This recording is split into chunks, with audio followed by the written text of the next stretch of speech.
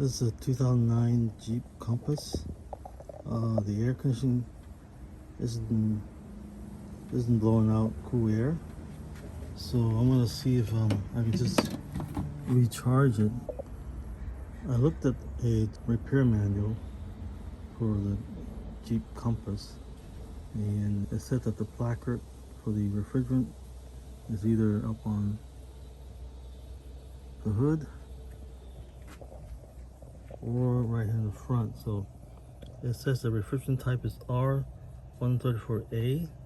The full charge capacity is 1.125 pounds, which is 18 ounces.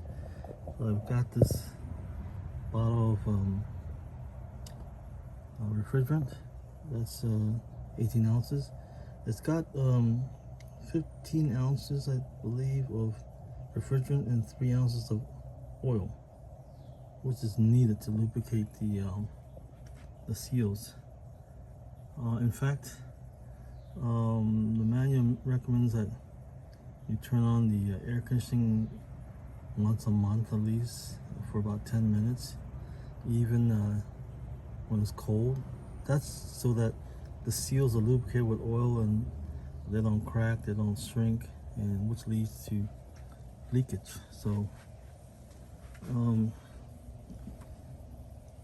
I also had to look online because inlet where the refrigerant goes in on the newer models, it's over here actually, and the high pressure is here. So you never want to connect your refrigerant bottle to the high side. So this is a black cap.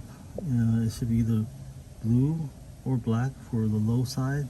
The confusing part is that normally the low side is the fatter aluminum tubing. That's why I was kind of leery, because this one here, which is underneath it, is fatter than the one I'm going to be adding refrigerant to. So, but this is the right place, because otherwise this this adapter here or connector would not fit. So what you do is you pull up on it, that'll connect to it. And right now it shows that it's in the blue area, which means that it's fine, but the system hasn't been turned on. So let's see what happens when I turn it on. Okay, I'm gonna turn the engine on, turn the air conditioner on, set the temperature low, fan speed high. Okay, now that the engine is on and the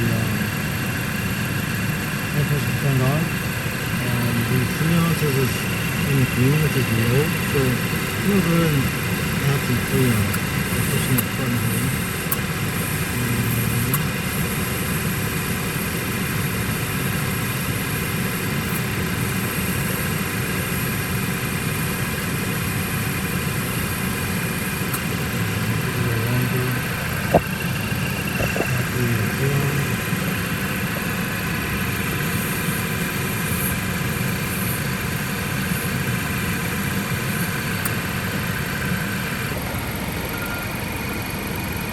The air conditioning is fully charged.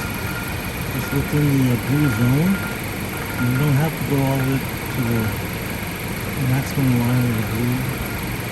This is good enough. And the temperature shows about 50 degrees, which is pretty good. It will get cooler once you rev up the engine, you're driving at normal speeds. So at idle, it's going to be not as cool. At this point, my air conditioning is fully charged. But since I have the engine off, the reading is going to be a lot higher. Then it's going to show that it's overcharged. it'll show the accurate charge once you turn on the engine and turn on the air conditioning. But what you can do is you can use this tube or this gauge, even though that your bottle is either empty or near empty.